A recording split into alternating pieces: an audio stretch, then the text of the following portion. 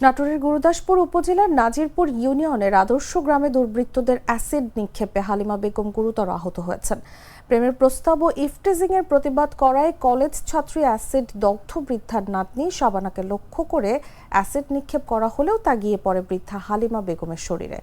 Acid দগ্ধ বৃদ্ধা মেয়ে ও নাজিরপুর ইউনিয়ন পরিষদের সদস্য মোসাম্মদ জামিলি বেগম জানান, তার মেয়ে শাবানাকে কলেজে যাওয়ার পথে দীর্ঘদিন ধরে অভিযুক্তরা পথ রোধ করে ইফটিজিং ও কুপ্রস্তাব দিয়ে আসছিল। এ নিয়ে পরিবারে উদ্বেগ ও আতঙ্ক বিরাজ করছিল। তিনি আরও জানান, এই ঘটনায় কোর্টে একটি মামলা বিচারাধীন রয়েছে।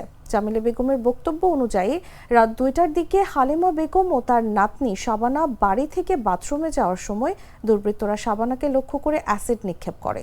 এতে শাবানা রক্ষা পেলেও হালিমা বেগম গুরুতরভাবে দগ্ধ হন।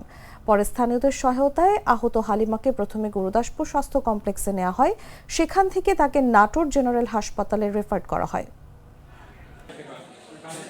16 ফেব্রুয়ারি সকাল 5টা 29 মিনিটে একটি রোগী আসেন এবং উনি সকাল 6টায় ভর্তি হন। রোগীর নাম হালিমা, ওনার বয়স 70, ওনার বাড়ি হচ্ছে নাজিরপুর গুরুদাসপুর নাটোরে। উনি আমাদের কাছে বর্ণনা মতে ওনার আত্মীয় স্বজনের যে উনি অ্যাসিড বার্নের দ্বারা শিকার হয়েছেন এবং উনি এই কারণে আমাদের এখানে ভর্তি হয়েছেন চিকিৎসা নেওয়ার জন্য।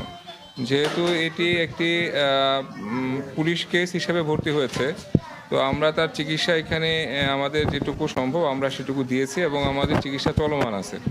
এবং আমরা এই রোগীর সাথে এবং আমাদের যা ডাক্তার আছেন কনসালটেন্ট সবার সাথে আলাপ করে জেনেছি যে এটি আরেকটু উন্নত চিকিৎসার প্রয়োজন বিধায় আমরা আশা করছি রোগীর লোককে একটু বোঝানো যাবে যে এটি এই প্লাস্টিক সার্জারি ডিপার্টমেন্টের কাছে গেলেই বেশি ভালো হবে।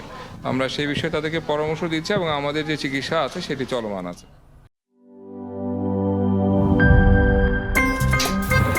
আমার একটা স্মার্ট সিদ্ধান্তে 25% গ্যাসের খরচ কমেছে। ভাবছেন কিভাবে?